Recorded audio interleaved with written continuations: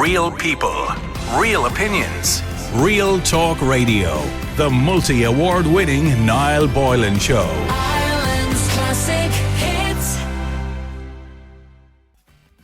In the past, I suppose Ireland was a country that had a great regard for its elders. And I would like to think we still do to some degree. When people got older, they would have been cared for at home, generally speaking. And I suppose that's all different now. And I often wonder, I was talking to Jane a few minutes ago, my producer, about this. So she was saying, like, what's going to happen? You know, she's in her 30s, you know, when she's old. And where will she go? Will there be somewhere for her to go? And I said, well, Ireland's going to be a very different place then. We'll probably have a population of 8 or 9 million people, a bigger economy. I would like to think we will have communities like they do in America for older people with little houses or apartments where we look after people properly and respect people as they get older. But life, you know, is different now for the older generation in Ireland for a lot of reasons. Loneliness is a big issue, particularly during COVID-19. Loneliness was a terrible issue. I know one person who told me their mother really went downhill, sadly passed away, not of COVID, but just passed away during that period of time. And her last year of her life, she was extremely lonely because she was in a care home. There's also elder abuse, which is becoming more and more common, maybe because we're talking about it more and we understand it better. But here to talk to us about issues facing the elderly in Ireland and some of the new legislation that is coming in at the end of this month is Professor of Ageing at TCD, Amanda Phelan. Good evening to you, Amanda. Hi, good evening. How are you? A very different world now to the world, say, of the 1950s and probably the world we're going to see in the 2050s. It's a very different world, isn't it, where older people tend to go into nursing homes quite a lot more now than they would. How many people are in nursing homes right now in Ireland? Well, we're sort of steady. We've been at about 5% of people in congregated settings. So this would be mainly nursing homes, but also people who live in convents and that sort of facility. Okay. And that's about 32,000 people in the Republic of Ireland. Wow, it's quite a lot for a small population, isn't it? It is, but if you look at the total population from the last census, the one just last year, we're about at 600,000 older people. So proportionately, it's only 5% of older people. And how do we fare off, say, to other countries like America or the UK? How do we fare off? Do we try to keep our elders at home as long as we possibly can in comparison to those countries? Well, since 1994, we've had this idea of creating health in the community and keeping people at home, but that really hasn't been developed. If we look at the budgets for health every year, you'll find that compared to acute care, community health doesn't, really rank very highly in terms of spending. And therefore, those support systems can be under a huge amount of pressure, particularly in rural areas where it's difficult to recruit people like healthcare assistants to deliver home care packages for older people. So that puts communities under strain and could lead to a decision that somebody makes to enter into a nursing home prematurely. And how well do we fund organisations like Help the Aged or Alone or Meals on Wheels or all those other organisations that are out there to help elderly people, particularly those who live alone? How well do we fund those? Well, a lot of those, the funding for those organisations would come from sort of community development applications, and some of them get, Alone has got a lot of money from the government, whereas we're looking at, I work with Third Age who are in Summerhill, and that's a concern every year about funding their projects. They have a lot of projects that, for example, Fáilte Isteach is where older people and other people would teach English to people who've come into Ireland, particularly now the Ukrainian people. Yeah, there's a lot of. I forgot about that. There's a lot of older Ukrainian people who came to Ireland with their daughters or whatever and grandchildren as well, isn't there? Yes, and they're sort of double jeopardy. They're in a country where probably their only language is Ukrainian, because that's the country they lived in. Whereas in today's world, English is spoken a lot more. People are able to watch television programs that are from America and other countries, so they pick it up quicker. So, so the variety of organisations and their funding differ. Well, in a few minutes, when we finish talking to you, I am going to read out an email that we got coincidentally in relation to elder abuse. I'm going to be talking to our listeners about that. And it's quite a sad email. But it does bring us back to, some of the issues around the elderly, which is loneliness is a big issue, of course, being left on their own. And we always have people to drop into people if they live nearby. And particularly during COVID, and even now, although COVID is over, for a lot of older people, they're very fearful still, that because we know a lot of fear was put into people, and they're still fearful. Most of us have got on with our lives. And then the other thing, of course, is elder abuse, which is not just physical. It can be coercive control as well, which is the email that I'm going to be dealing with later on, which is coercive control. Is that very common now? I've been working on the topic of elder abuse since, probably about 23 years. And it is much more complicated than child protection issues and child safeguarding issues, because you're dealing with, people who can make their own decisions, and we want to respect that. But the problem is that people can be heavily influenced by family, and coercive control can be put on an older person by family in terms of, what that person, who they're allowed to talk to, where their money goes, all of those things, changing wills. And when I worked in UCD before, we did a study in 2010 on elder abuse, and we found that about 2.2% of people had been abused in the previous year. And that might sound like a small amount, but it's quite a lot, about yes. 11,500 people. Yeah. And that's people who, we're not including people who are living with dementia. If you look at studies around the world, it can go up to 70%. Wow. For people living in the community being abused. And the main abusers globally, are family. And when we break that down, or I don't know whether we've broken those statistics down, I'm assuming it's daughters and sons. Is it primarily men, primarily women? It's some of the research around the world would show that women are slightly more prone to being abused. And if you're in the old age group, that's aged 75 and over, you are more likely to be abused. Okay. And in 2010, the highest form of abuse was financial abuse. It just pipped the post. It's now, when we look at the HSE statistics, psychological abuse comes out highest. So this is essentially a family member who's thinking she hasn't got long left. I'm going to hang on to her, keep her out of everybody else's path so I can get onto her will. Well, that's one of the perpetrations. There's many different perpetrations, because there's also the scams that go on. And when somebody is aging, their brain changes. And some research from the US would show that your ability to detect deception decreases. So also, as you said, loneliness. If someone is really lonely and someone rings them up and they seem very friendly, you can get very caught up in, you've won the Spanish lottery or whatever. And you go down the line, and that person may continue to believe that, even though logically it doesn't make sense.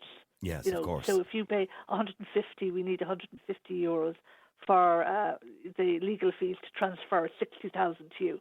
And then it's, that we now need another 100.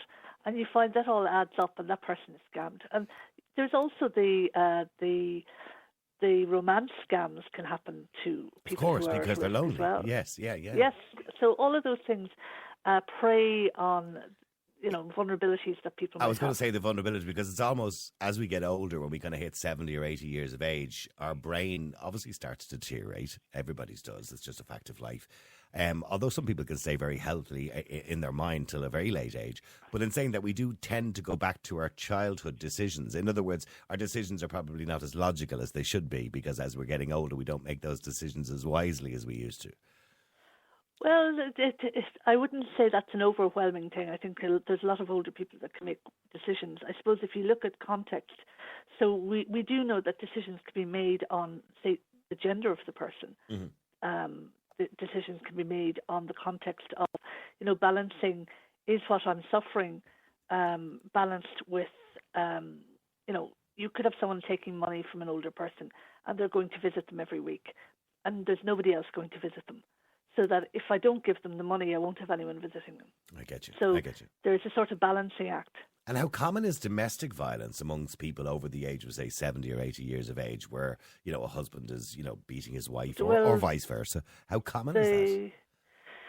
Well, spouses are one of the highest perpetrators with, daughters, sons, nieces, nephews, and all of that. So spouses would, in some studies, are the highest, and daughter sons are the highest. And there's also that idea that, sometimes elder abuse is simply domestic violence got old.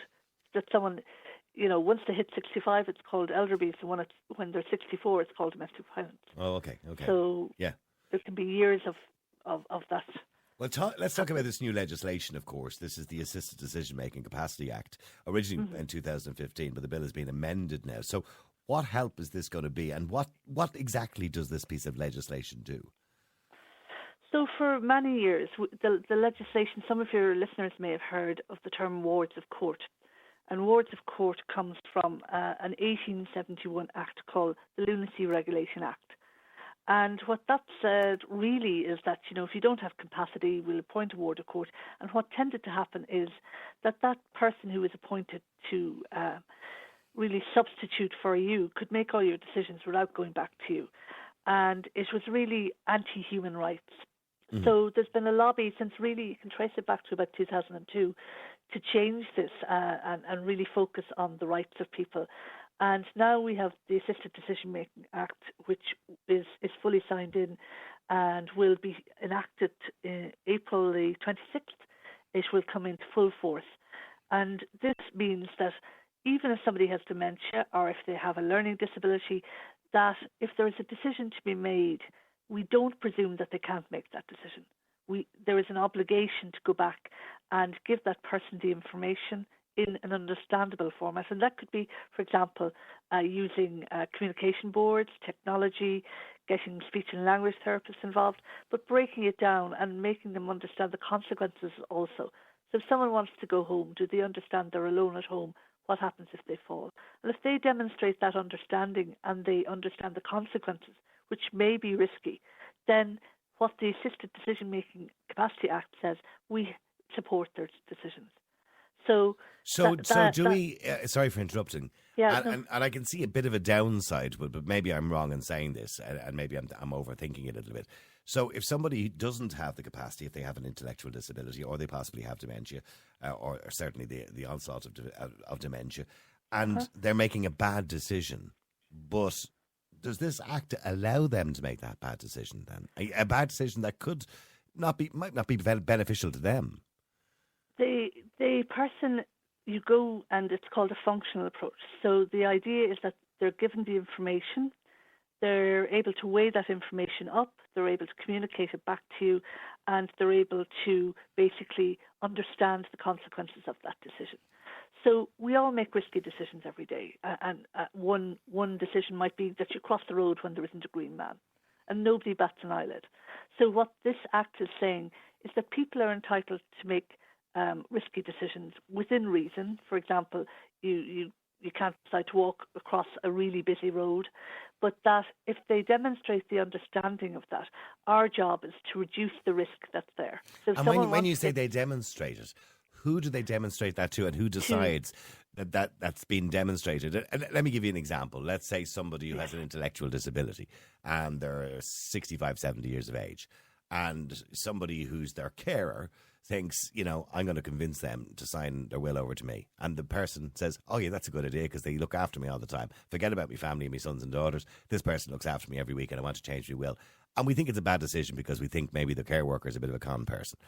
What's to stop us getting involved in that decision when we believe it's a bad decision? Well, what should happen in that case is that we have organisations who are independent advocates. Mm-hmm. And they will give independent advice. So in that context, that somebody understands that once they sign it over, it belongs to somebody else, and if they want to access money afterwards. So all that is broken down, so that if it is a family member who wants you to sign it over, regardless of intellectual disability, or if it is an older person, yeah. They need to understand the consequences, the finality of that they don't own that money anymore. It's the same as sometimes someone might say, to help me with my shopping, I'm going to have my daughter on a joint account in the bank with me. What you're actually saying is that person is now going to own that money as well as me. Yeah. And it also means that if I die, that person gets that money regardless if I thought in my will I was giving it to somebody else. Yeah. So it is about if major decisions are being made, that someone has access to somebody who's independent and is able to talk through that, and that it's a neutral conversation rather than, we all have agendas as family, and we think in a particular way, and we might be particularly protective of somebody, the other end of the scale, so we stop them making decisions that we think are risky. So it is about that independent and stepping back and saying, has this person all the information? Is this what they really want to do? And how can we support them to do it? Well, probably in some sense it's right, because the idea that we have the word lunacy in an act, by the way, just shows how old it is, actually, because we don't use words like that anymore. In relation to, I suppose, elder abuse, just finally, and what happens, or coercive control, or whatever it is. I'm going to move on to this email in a few minutes after you leave. But what advice would you give to somebody if somebody found themselves in a frustrated situation where their parent was being abused by a sibling and found they could do nothing? And in this email, just briefly, this person mentions they've already gone to the guards called to the house, and the guards said they can do nothing unless the person complains themselves. So what advice, would you advise them to get involved? Would you advise them to step away? What advice can you give to somebody when they're in that situation, a very tough situation with a mother or a father? It is a really difficult situation, and there are HSE safeguarding services, and it's increasingly recognised the activity of coercive control in families, and it can be very insidious because there may be other abuse going on, and the person doesn't want family to know. So the best thing is to isolate that person, or it may be that there's finances involved there, and there's a fear that those finances might go that person's way if they have contact with other people. So I call to the HSE safeguarding services, and you'll find all of their local links in the HSE website. And what we really need to do is we really need to have adult safeguarding legislation in Ireland, like the Care Act in the UK, with we need to be able to access people that we're concerned about in the home, because currently, if you are concerned about someone in a home and knock on the door, you can't get in. If you contrast that with the Children's Act, you can without a warrant enter a house if there's a fear that the health or welfare of that child is or has been abused. It's because you're over 18, I suppose, and once you're over 18, you're entitled to protect yourself. Yeah, but that doesn't mean that there's somebody who maybe is, not able to get out of the house, and the gatekeeper is what we call them, is answering the door and saying, oh, they're too tired to see you today, or no, they don't want to see you. If there is a concern, we should be able to access that person, make sure that they're in a safe environment to have a conversation, because they're not going to say something if the abuser is there, and to ascertain that that's actually what they want, really, and that it is free from any coercion. So we really need that. There's just a couple of texts here. I'll just throw them at you very quickly before Sure. we go. Somebody says, I work at a bank and I see a lot of older people whose kids are using their money and they seem confused and upset by it, but it doesn't seem to be anything anyone can do. There doesn't seem to be anything anyone can do. They seem under pressure to give the money. The boss says there's nothing we can do. Can you ever intervene? Can you ever intervene? Yes. I mean, what I would say to that person, if they're working in a bank, the Banking Payments and Federation have brought out a document, and they've been quite proactive in terms of educating various banks. And some of the banks have vulnerable customer champions. Okay. So I would say look up the Banking and Payments Federation website and look at the guidance that's given there. Also seek advice from the legal department, and certainly, a lot of the banks are sitting on forums. For example, there's a rep on Safeguarding Ireland at the moment. So the research I did myself on that is that some of the banks are quite proactive in diversionary. If someone comes and they're accompanied by a daughter, they'll say, well, you want to take 10,000 out. We don't, they might say, we won't be able to get that together today. And then they'll ring the person later on and say, look, do you really want to do that? Because I noticed your daughter was there, and you seem to be under a bit of pressure. little bit of pressure. So the things are happening. I'm not saying it's perfect. Okay. but So they to are that person, happening. maybe talk to your manager a bit more about what you just spoke about there. Also, somebody else says, how does the housing crisis affect the elderly? Now, does the housing crisis affect the elderly? Because I would like to think that most elderly own their homes or have been in their homes for a long, long time. So I can't imagine a 70-year-old, generally speaking, being turfed out. There are a certain amount of older people who rent their apartments, and we are seeing an increase in homelessness. Focus Ireland and other agencies would say that. But Ireland is a nation where we buy our houses, not like Holland where there's a lot of rentals. So a lot of older people do own their house, but the problem is that they may be what's called asset rich but income poor. So you might, as a public house nurse, I certainly would have gone into houses where you might go in and there's a hole in the ground because the person hasn't enough finances to actually fix it. And those houses might be old houses as well with dampness and things like that. So I've heard that statement, asset rich and cash poor. I've heard it lots of times when it comes to the elderly. And finally, myself and Jane were talking about this before you come on, and kind of Jane was saying, like, I wonder what the world is going to be like in 50 years' time when I become elderly. I know you don't have a crystal ball, but I would like to think, firstly, the population of the country is probably going to grow exponentially over the next 50 years, probably 8 or 9 million people, right? The economy will be better. Do you see a time in Ireland where we have a lot more respect for the elderly and we have community villages like they do in America, those kind of fancy villages for older people? Do you think that's going to happen, and do you think we'll be well looked after when we get old? Well, I hope so, because I'm heading in that direction myself. So I would say that if you're going to jump to 2050, for example, there's about 15% of people over 65 in Ireland now. It's going to be 1 in 4 then. That's what's projected. We're also looking at all the different technology in the home. So we have remote monitoring and things like that. But we do need that social connection. There'll always be a need for some sort of congregated care like nursing home, because the demand of healthcare may be so high that somebody needs staff to look after them at some point. But you'll find that there are people with increasing complex care needs managed within the home, and how we actually look after them will be, very much our homes will be technologically different. And you can see now you have, say, Apple Watches saying it's time to take your medications now. Or they can tell when you fall down, even. They can actually tell when you fall down. All of those things. Yeah. So that will change, but you'll never, ever be able to combat the need for human connection. Well, sure, maybe we'll get to a point. I was only watching the television the other night, and there was some doctor on talking about a new anti-aging pill that will reverse the aging process. And I said, maybe we'll get to a point, we'll get a little injection and we'll go back to when we were 20. Yeah, you see, I mean, even that kind of conversation is difficult because there's a huge thing in society about being afraid of getting old. So you have creams that make you 10 years young. And that fear then is really creates ageism. Nobody wants to be old. No. And what's wrong with looking your age? Yeah, no, I don't mind looking my age. I'm quite happy to look my age. And it's one thing, I think, human beings, we have a great ability, by the way, to have a mental block about the one thing in life we're absolutely sure of, and that's that we're going to die at some point. But we're actually brilliant at disguising that and leaving it in the back of our minds and not thinking about it until the time comes.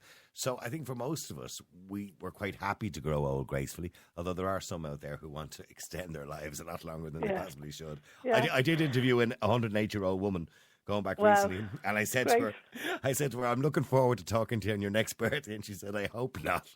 And I said, why? She said, because I'm bored. The poor thing.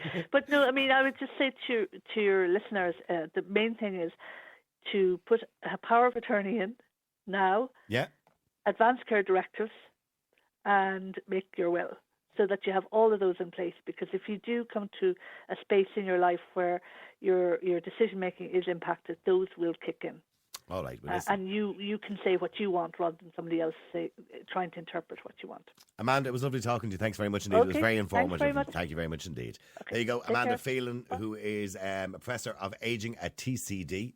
And we'll try and get Amanda on again, because there's so many people, by the way, texting questions. I could have asked her questions all night long, and so many people talking about her there. Okay, now let me just talk about this email. And I'm going to read this out, and I don't know, I think we're probably going to go to a break then after I read it out. We'll decide. I'll let Jane decide if she wants to put a caller on. Hi, Niall. I was wondering if you'd help me out with some advice. My father passed away last year and left my mother, who's in her 80s. I always went to see my mother for my whole life and was in the house with her at least twice or three times a week. After Dad got really sick, my brother, my only sibling, appeared on the scene after years of never visiting them. And even when he did visit, he caused them nothing but heartache. My dad despised him being anywhere near the home. From the day after my dad passed away, my brother moved into my mum's house. At first, he suggested he would do this to help her get through the grieving, as I live further away and have children at school age. Then he left his own wife, and it seems he's not moving out. I stopped going to my mother's as I was made feel not welcome, as my mother is easily led, and he's isolating her from everybody. He used her pension to pay the bills, buy food. He drives her car, which she doesn't drive anymore. She's a different person now, who has no time for anybody but him. A few months ago, I called my mother to see if I could get through to her and make her understand what he's up to and what he's doing. As I was talking to her, he walked into the house and she told me she had to go. I asked her, was she afraid of him, quietly, and she said yes. And then she proceeded to pretend I was somebody else she was talking to.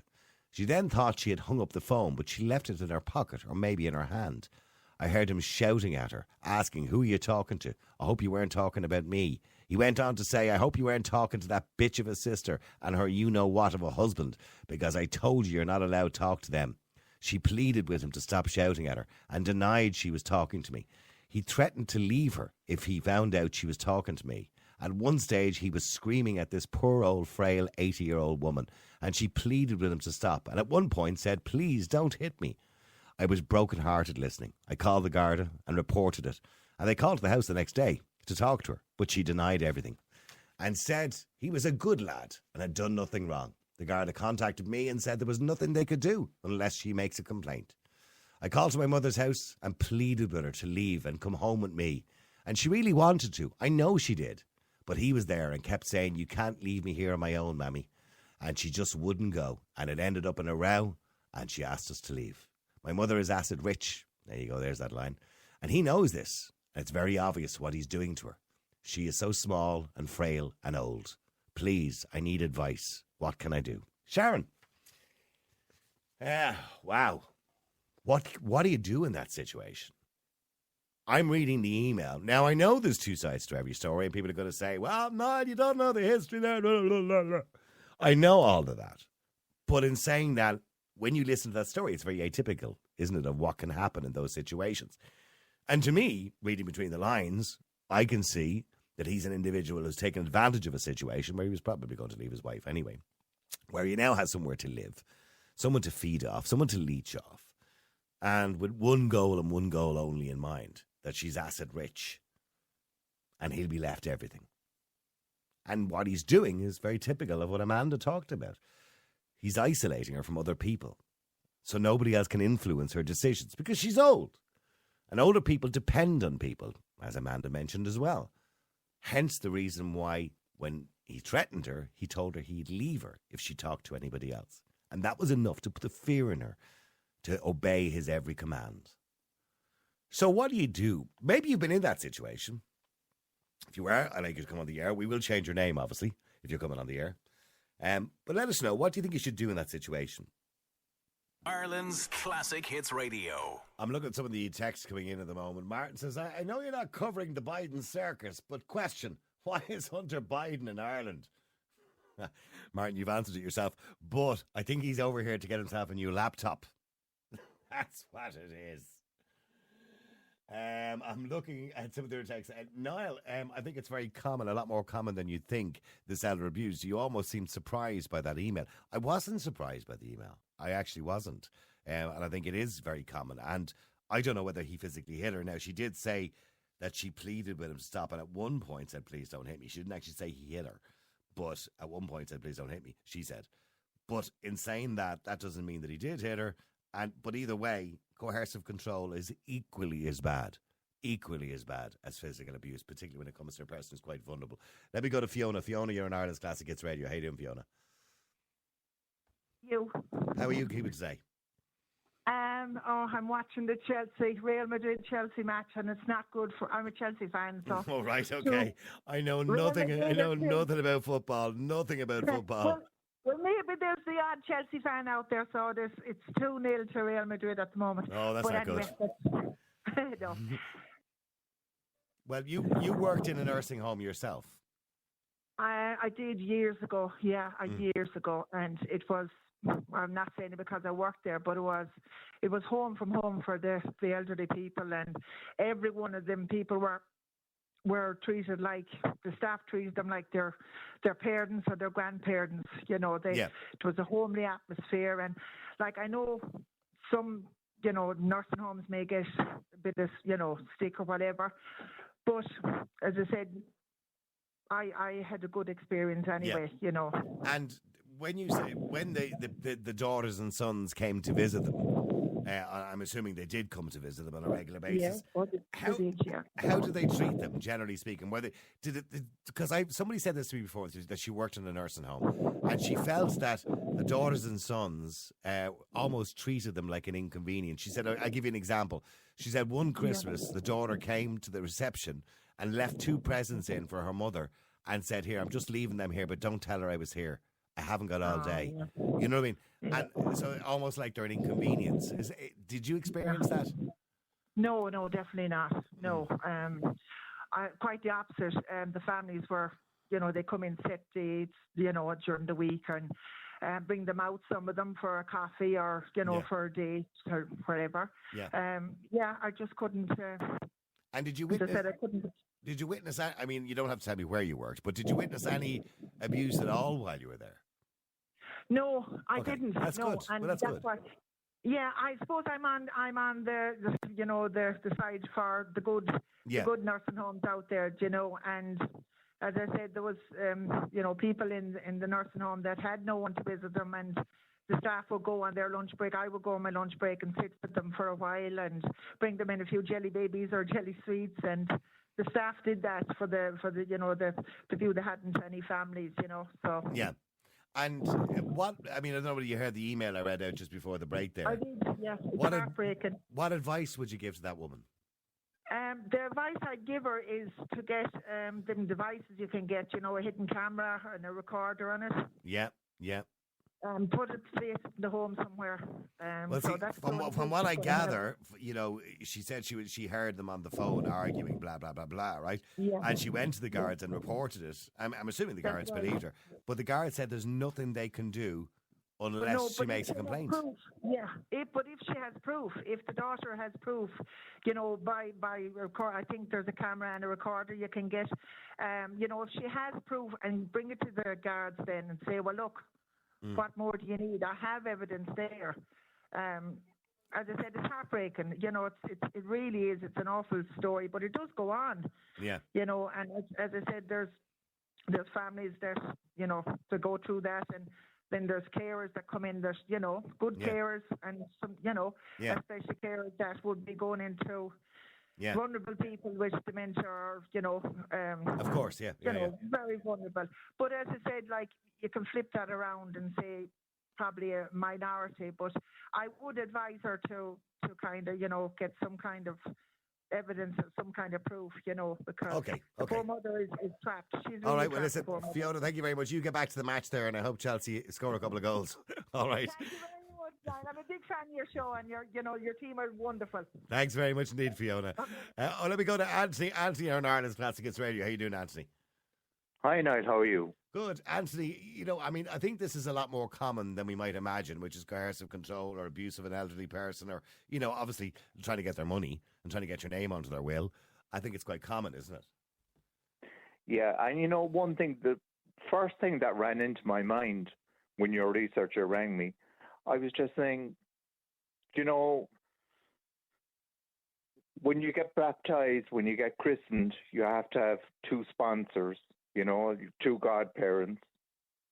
When you get married, whether it's in a church or a registry office, you always have to have 2 witnesses. I think if you're making a will, you shouldn't just have 1 executor of the will. You should have 2 executors of the will. No, I would agree with you. But I think aren't you meant to have 2? But a lot of solicitors will only put one on it. You are, Yeah. because I remember speaking to a solicitor about this. We had him on the air actually, Orphan Franks. We were talking to him about wills, and he said that most solicitors will only get you to put one on, but I think he gets you to put two on because he said it is always safer to have the second one on. Yes. And, well, in case one dies anyway in the first place, or that's Yes, that's just what I was going to come to, because I knew of a case of this guy, and he was pretending the sun, moon, and the stars, and adored his mother, and this, that, and the other, and the mother was dying, and he didn't really pay her that much attention, but pretended to everyone that he did. yeah.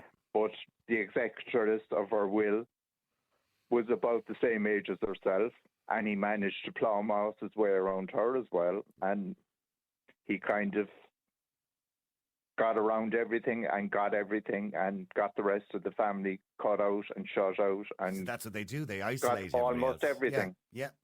And because she was an elderly woman the same age as his mother, he was able to get around her as well. Now So that's why I think there should always have, if ever anybody is making a will, have two executors. Two, definitely. Just in case something happens to one. And, as Yeah. you said, in case one dies or whatever. And what happens then, Yeah. What advice would you give to this particular woman who's going through a pretty hard time knowing that her brother or sibling is there in the house and, coercively controlling and abusing the mother, but doesn't seem to be able to do anything about it? That's a very difficult situation, but there was one thing I kind of found a bit fishy about that. If he was that controlling, and that, you can only take people at their word, and of course I am taking the person at their word that sent the email. If he was that controlling and said, who were you talking to on the phone? And I hope it wasn't this, that, and the other, or whoever. Yeah. His sister or whatever relative. I'll give you the I'm exact surprised- quote. He said, "I hope you weren't talking to that bitch of a sister and her you-know-what, it's the see you next Tuesday, of a husband. Because I told you you're not allowed to talk to them." Maybe it's just the quizzical part of my brain, but the first thing that ran into my head after that, if he was that controlling and that coercive, the first thing he surely would have done would have grabbed the phone out of his mother's hand to find out who she was talking to and look at the number on the phone. Well, maybe, yeah, but she put it back in. He said she thought she had hung up, but she left the phone in her pocket or her But hand. would you not think he would have, if he was Yeah, that controlling, maybe, that he yeah. would have grabbed for the phone straight away? Well, maybe. If he was that controlling. Well, maybe he genuinely I thought she'd found hung that up. a bit iffy. Jeez, you're getting very aggressive there, Anthony. Maybe. No, I'm not. No. No, maybe, but maybe he just genuinely thought she hung up. You know what I mean? I don't know. No, but if he was that controlling, he'd grab the phone out of her hand And see who she rang. look and what the number was. Yeah. Yeah, okay. That's a Yeah. fair point. Fair point. Yeah, I will. I found that was kind of a bit of a hole in the story to me. But Okay. as I said, I'll take the person at their word. Of course, that's all you can do. But if someone was that controlling, I definitely think that's the first thing they do. They grab the phone. Well, they're probably looking through their phone as well. Yeah. Yeah. Maybe at a later time he did look through her phone. We just didn't get that part in the email because she didn't. That maybe she wouldn't have known And that. if you're making a will, definitely have two. Two executors. Stay there, Andy. Let me go to Betty. Betty, you're in Ireland's Classic Hits Radio. How you doing, Betty? Hi, Niall. I'm not too bad. Good, Betty. I mean, this is very common, isn't it? It is very common. Mm. I actually, like, my sister looks after my father, and she looked after my mother in the family home. Mm. So they were well safe and everything. But I definitely say she should have some proof before she goes to anyone, because you're, like Anthony said, you're taking her word for it that this is happening. Whereas if you have proof, you can say, look here, I've got the proof, this is it. And there definitely should be laws that are more harder on people that abuse the elderly. Because it's horrible, Niall. And how do you get? Here's the thing: how do you get that proof? It's without planting devices all over the house, and you're going to look like a weirdo if you start doing that. I mean, Yeah, well, you see, this is the thing. This is what you'd have to do. Yeah. I mean, if she's not able to see the mother and not talk to the mother or anything like that, then she would have to maybe if he goes out or something and try and do something, because it's awful. This woman brought him into the world and looked after and reared, and and it's shocking, absolutely shocking to see anyone being abused, but an elderly person, it's heartbreaking, Niall. It is heartbreaking. You're right. It is heartbreaking even to think about it. Yeah. It's as bad as somebody abusing a child. Yes. Because they're vulnerable wouldn't- people. Yeah. I mean, some might have dementia and can't tell. Yeah. Can't tell what's going on. And I would have hated my mother and them to have ended up inside in a home. And I mean, I wouldn't like to end up in a home. Well, I don't think you're heading anywhere near a home, Betty. You're still have your full faculties about you. But you're not that old. You're not that old, Betty, are you? No, I'll be 65 in the end of May. So you're only a young one. You're only a young one. yeah. But I do agree with what Anthony said about having two people for the will. There should definitely be two executors of a will. Yeah, I couldn't agree more. I think, and here's another thing. Yeah. Just we talk about wills. People think sometimes, sure, I'm only 25. I don't need a will. Of course, you need a will. Once you start to do, in other words, once you start to rent a property, buy a property, have a bank account, have a car, any of those kind of things you do, you start off in life, at 24, 25, you should have a will. Well, I made my will when I was 36, I think, and I was after separating from my husband, and I just wanted to make sure that the kids were looked after, and not that I had any money, but jewelry wise and everything. Just in case you had money. Just the jewelry, and things like that. So I made mine that time. Yeah, and have you still got it? Yeah. But here's the thing, by the way. Here's the thing people don't think of, right? A lot of people say to me, "Oh, you have a will," and I go, "Where is it?" And they go, "Oh, yeah, it's in the drawer or in the wardrobe, whatever, at the back of the wardrobe. I don't know, in a box or something right?" And I go, "Yeah, but do people know that? Does anybody know that's where it is? You know what I mean?" And they go, "Well, no, I don't tell anyone." Yeah. I say, "Well, then what's the point if nobody knows it exists?" Yeah, and they'd be afraid in case they look and say, "Oh yeah, we'll bump her off." This is the time. Bump her off. Well, Betty, from what you're telling me, you're not worth bumping off. You don't have any money. No, I'm not. No, I'm not. Stay there for a second, Betty, if you can. Let me go to Stephen. Stephen, you're on Ireland's Classic Hits Radio. How you doing, Stephen? I'm not bad now. Long time no see. Nice to talk to you too, Stephen. How's things? All good. Good. Stephen, what would you do in this situation? Let's say it was your mother and, you had a sibling or a brother or a sister that was doing exactly what this lad is doing to this poor woman. I'd be in shock if that ever happened to my mother. I'd be in shock and reported it straight away. I wouldn't like that to happen. She did. Well, she did report it to the guards, but the guards called the house.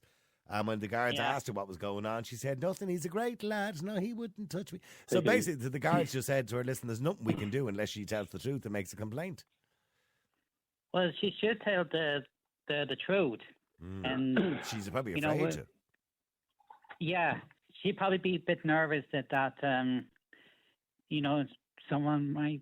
It's like get hurt. Yeah, but Stephen, it's like, if a woman is being domestically abused in the home and she gets the odd black eye from her husband and her work colleagues say, "What happened to your eye?" "Oh, yeah, I walked into a door." Do you understand what I'm saying? People in those situations can become protective of their abuser. Yeah, I would tell the truth. I won't let them get away with it. Yeah. But it's not always, sorry, Neil. Yes, sorry, Betty, go ahead. It's not always that easy to tell somebody that you're, like, I was abused, but it's not that easy to tell somebody, "Oh, I'm like typical of I walked into the door, and that was it." Like, but it's not easy to tell somebody that you're being abused, and she might be afraid that the abuse gets worse. Yeah. Yeah. You know. Yeah. So it's she might be covering up the bruises. She might be just saying, "Oh no, yeah," like you said. Now, "Oh no, he's a good lad. He looks after me well," and all of this, and everyone protect thought him. the same. Yeah. Yes, yeah, and everyone, and I have to admit, I did the same for a few years with my abuser. I said, no, nothing like that is happening at all. Yeah, I'm sorry to hear that, Betty. So there's that in it. Yeah, I'm sorry to hear that happened to you. And I'm really sorry. I don't want to go into your personal details too much on the air, but I am sorry to hear that you were the victim at one stage in your life. But it's years ago now, Niall. Oh, it's okay. Yeah, I know. But you see, but it's years ago. But the mental scars stay forever. And yeah, they do. Well, yeah, sometimes. Yeah, you think about it. Yeah, you think about how you let yourself get into that situation. I suppose. Yeah. Exactly, Yeah. and how I left to go on. I left to go on for 5 years, but you see, somebody will point it out to you, and you go, oh no such thing is happening like that. And it's only when you get away from it and you look back at it in hindsight, you look at yourself and you look back at your own story, you kind of can almost visualize what was happening to you then, but you didn't see it at the time. And yeah. This is it. And when I see, even an elderly woman being abused, sometimes you can see it there on the TV, or I hear of someone being abused and knocked about and everything. It's horrific because they don't know where to go, or going back in my time, no one knew where to go at that time. There wasn't as much as there is now. Stay there for a second because I want to go to Mary too, because I've only got 2 minutes before the news there, and I want to get to Rob as well, but I'm probably going to have to get to Rob after the news. Sorry, Mary, go ahead. Hi, Niall. Just listening to your conversation there. I have a case of clear elder abuse. I work in home care, and I do have a lady. She's in her 80s, we'll just say. And, I could go on all night about what's going on, but I've basically been told by my employer that really it's out of their control, that I just go in for the hour, do what I have to do and come out. But it's very, very hard when this lady is dependent on me so much for other things, simple things like shopping, picking her up a few bits in the shop and so on, And when you say there's elder abuse going on, just give me, you don't have to go into too much detail, but give me an example of what you witnessed. I didn't hear the conversation now, but about 3 years ago, she said, I've been told now by my son, I won't say any names, that because he's the executor of my will, she said that I can't buy anything for the house unless I ask him his permission first. Right. I was like, oh my gosh. I know the two sides to every story. My employer keeps telling me this all the time. And I said, well, fair enough. And there's other simple things. And can you not raise, even though I know what your employer is talking about, and I know what they mean, and it's difficult to get involved sometimes because you're right. There's two sides to every story. I mean, you don't understand. You're only hearing secondhand stories or whatever. I don't know. But is there nowhere that you can go, or is there nobody that you can speak to at least raise the concern? So if anything ever did happen of a more serious nature, you could say, well, look, I did mention it. I did say there was a concern there in that particular story. Mm-hmm. Oh well, yes. In this lady's file, her care plan. Anytime I do talk to my manager, it's always added in. All the concerns are added in. So there is a list there going back 3 years. I could speak to the PHN, the public health nurse. If I outside of my employer, I could go myself, just to raise my concerns, and maybe she could have some input there, Mm-hmm.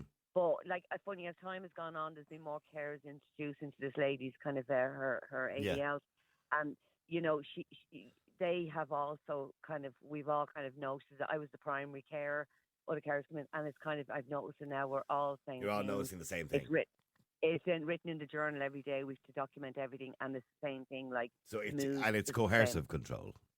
More so than physical abuse.